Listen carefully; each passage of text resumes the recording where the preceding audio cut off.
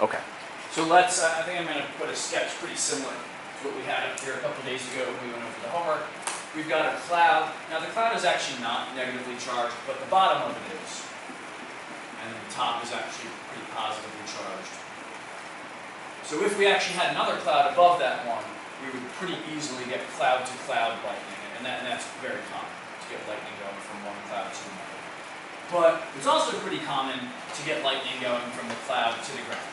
Alright, so as we talked about a few days ago, the negative bottom of this cloud can induce a charge separation in the ground below the cloud. So we would have a charge separation where the ground right below the cloud is positive, and then somewhere else, underground, we would have extra electrons. And if we get a strong enough electric field, there's an electric field present in this air. If there's a strong enough electric field, then we can rip electrons off of the nitrogen and oxygen molecules that are in the air. And if we can rip electrons off, then we have a plasma. And if we have a continuous plasma stream, we can get our lightning and allow the bottom of the cloud to discharge. Right? So that's what lightning is. Questions about that before we incorporate our lightning rod into the story? What's it cheap? It's not.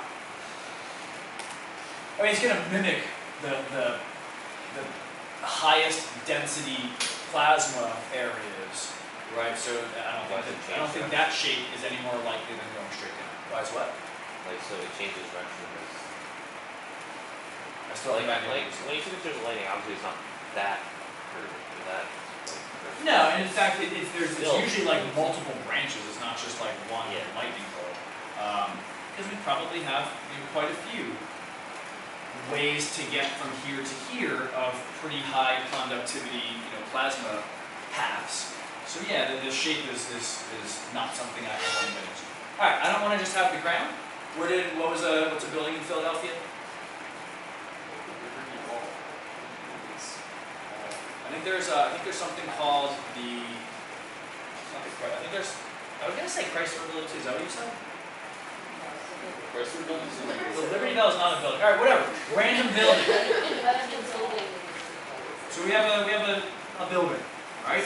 A building can have an electric field or a charge separation induced on it, right? So instead of just having a positively charged earth, we probably have a positively charged building as well. And guess who's pointier, the ground or the building? Building. So if the building's pointier, we're going to have a larger charge buildup on the building, a smaller charge buildup on the earth, and if we have a larger charge buildup on the building, then we have a stronger electric field. Right? If we have a stronger electric field, it's going to be easier to produce plasma here than it is to produce plasma where we have a weaker electric field.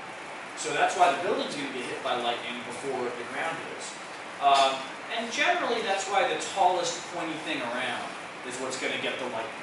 Because if it's pointy, it has a stronger electric field, and if it's taller, there's less air in between that we have to rip electrons off of. But if we have something super pointy, I'm going to erase it. We have something super pointy and tall. That doesn't actually have to be that tall. We have something super pointy. It is going to have a huge amount of charge on it because the charges can get way further away from all these other charges, and it will have a super strong electric field.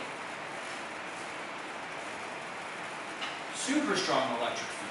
And if it's a strong enough electric field, we are never going to have enough charge build up to ionize air. We're just going to have charges flying off the cloud onto the rod. We are going to have such a strong electric field that we won't ever have enough charge build up to ionize the air in between. So the purpose of the lightning rod is to provide a super pointy place to allow discharge of the charges without lightning. Right? And then you can actually feel that. Worth 3 minutes. Yeah, that's worth 3 minutes. All right, I'm happy happy to play with this thing more when we finish the course, but I'm actually very worried about finishing and having a couple of days for final exam review, so I don't want to do 20 minutes. I'll do 5 minutes if this is working today, to at least let you feel this.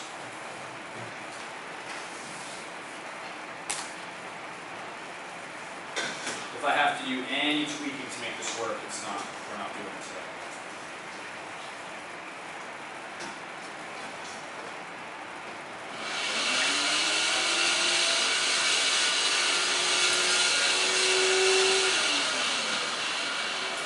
Yeah, I'm getting up.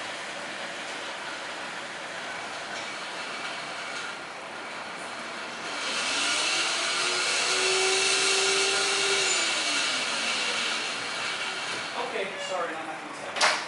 Although the electric grid is fine. I will hope to let you feel, I mean, you can feel, it's not lightning, but you can feel those charges flying in the air.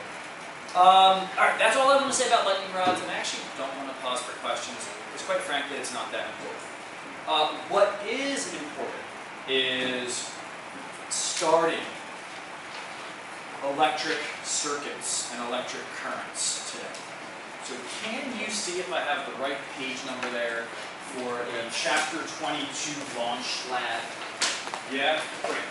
So let me turn off the camera, get the stuff out that we need in order to do